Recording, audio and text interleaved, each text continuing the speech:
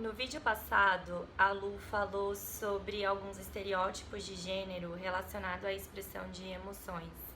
E engraçado que ela gravou esse vídeo já há algumas semanas, mas quando a gente postou, estava acontecendo aquele episódio em que o atual presidente do país fez uma live falando sobre possíveis ligações dele com o caso Marielle Franco.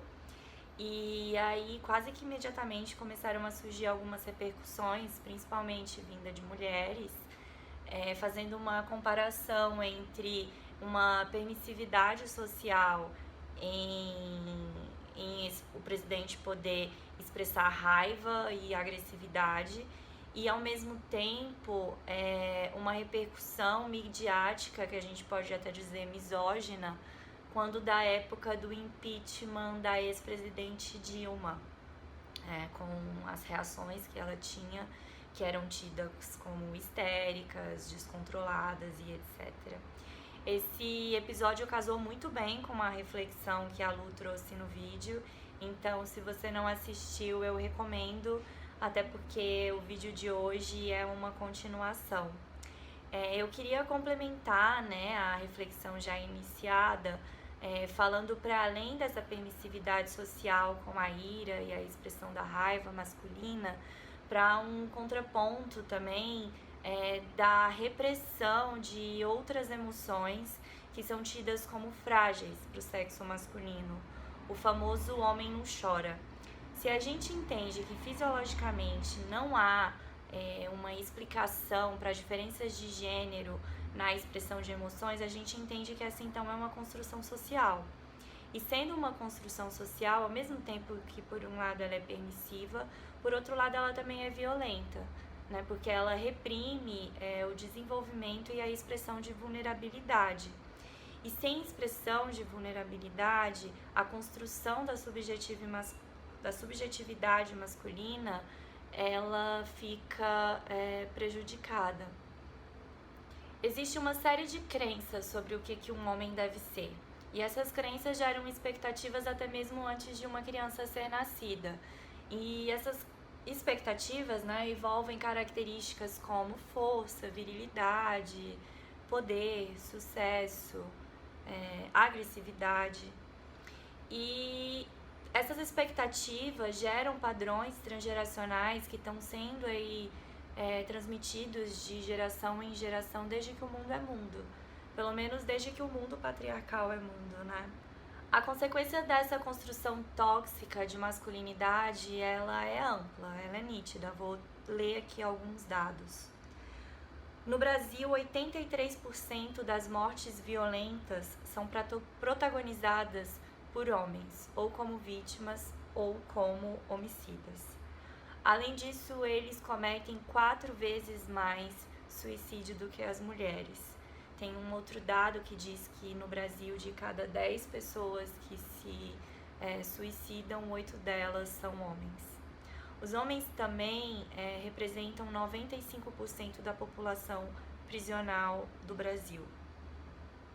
E tem uma outra reflexão que é importante, que é de que homens e meninos não costumam reportar violência sexual sofrida, o que causa uma subnotificação dessa questão e até mesmo uma invisibilidade. A gente não fala sobre homens que sofreram violência sexual.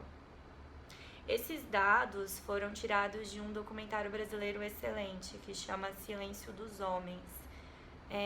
Eu indico ele sempre, tanto para pacientes homens como para pacientes mulheres.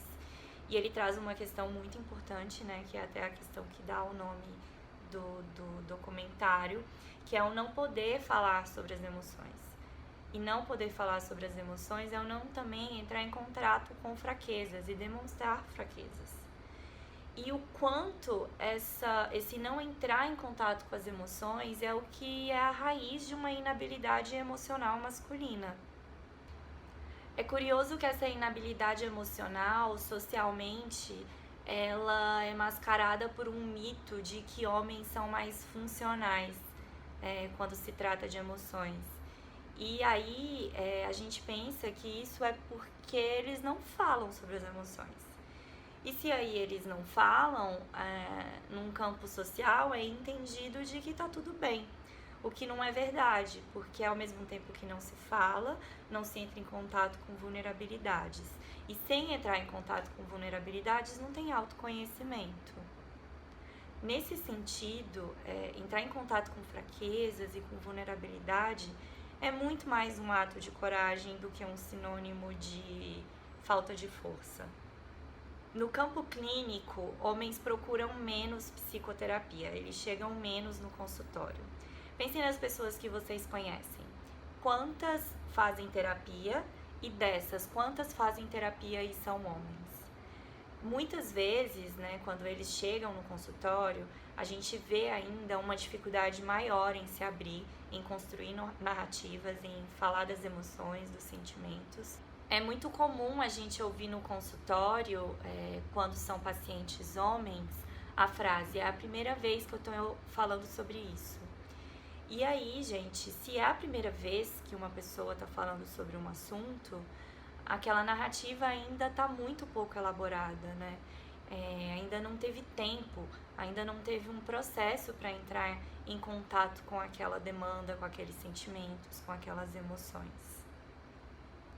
O que acontece é que muitas vezes antes da gente entrar em contato mesmo com a demanda, que foi a demanda trazida para a psicoterapia, a gente precisa trabalhar repertório de emoções, nomear emoções, identificar, falar sobre a expressão, aquilo que a gente chama de dicionário emocional.